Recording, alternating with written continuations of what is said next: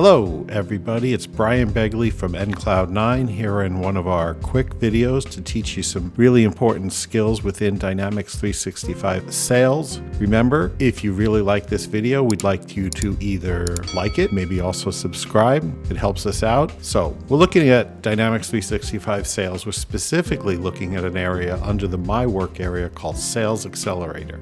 Now, generally, whenever you start CRM, it's going to go directly to the Sales Accelerator portion of Dynamics 365 on the sitemap. Now, wouldn't it be great if when your sales team walked in on a Monday morning, they were able to open up Dynamics, go to the Sales Accelerator, and see what it is they need to do today?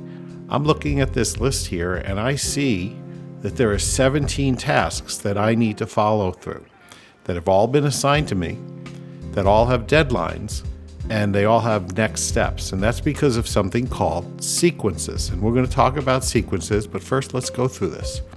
When I'm looking at my work list, right now I'm seeing all my tasks that are due today. I can also change the filters on it so I can see overdue tasks or even tasks off into the future. When I'm looking at this list, I see of the 17 tasks, there are a number of them that have this blue dot next to them. That means this is a new lead or a new lead that has a new sequence assigned to it. So let's open up this first one here. It's for Gerard Stevenson. So I'm opening up Gerard's record, and it says that Gerard is interested in 10 Airpot light coffee makers. So I'm looking at this record, and I'm looking here in my Up Next section, which is on the center of my screen here.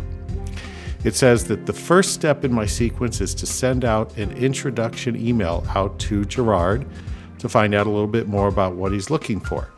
So I'm going to click on this email button, and the sequence that's been assigned to this lead includes an email template that we send out to our leads, which has very standard wording in the email. So, dear Gerard, thank you for visiting our website, etc., etc.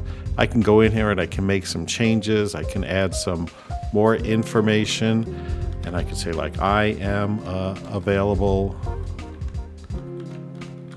all Monday to discuss.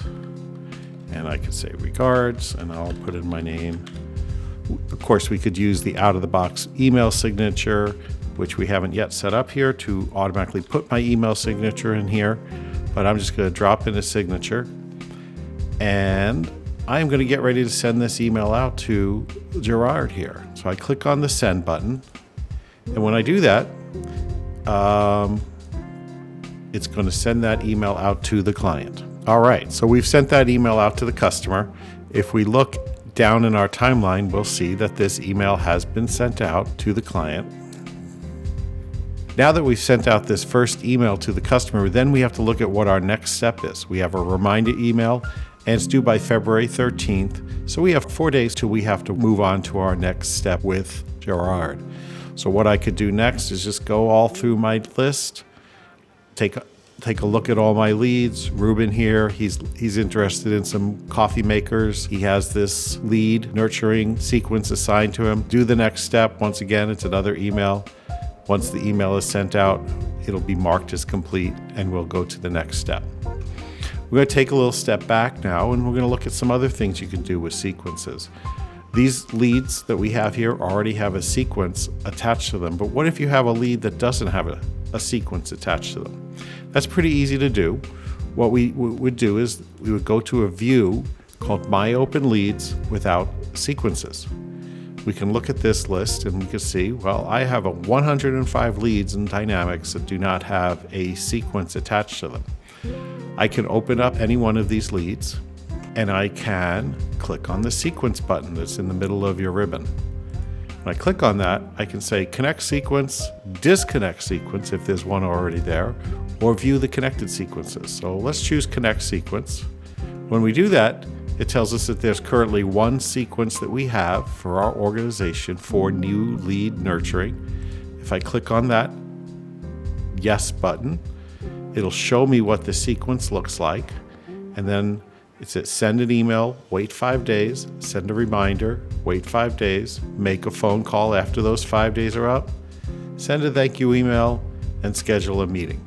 I'm going to connect this sequence into this customer. I'm going to make myself the owner of the sequence because I can actually have someone else in my organization be sending these emails out and making phone calls on my behalf. I'm going to click assign. And now Jermaine has been assigned this new lead nurturing sequence. I can also do, if I have a number of leads that I want to assign a sequence, I can go to my view, open leads without sequences. I'm going to assign these top 10 leads that just came in. I'm going to click on the sequence button.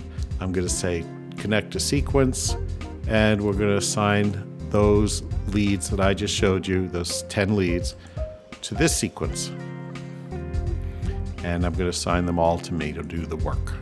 If I take a look at my sales accelerator, once these leads have all been assigned to my sequence, you'll see instead of the 17 items I previously had, now I have 28 items. So I'm keeping myself busy. And if I'm a sales manager and I'm assigning these leads to salespeople, I'm keeping my sales team busy. In our next video, we are going to talk about how to work with sequences and how to create a new sequence for yourself. So thanks a lot. Have a great day. And once again, look forward to hearing from you. Any comments, put them down below.